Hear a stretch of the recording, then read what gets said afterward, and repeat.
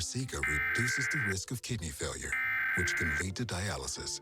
Farxiga can cause serious side effects, including dehydration, urinary tract or genital yeast infections in women and men, and low blood sugar.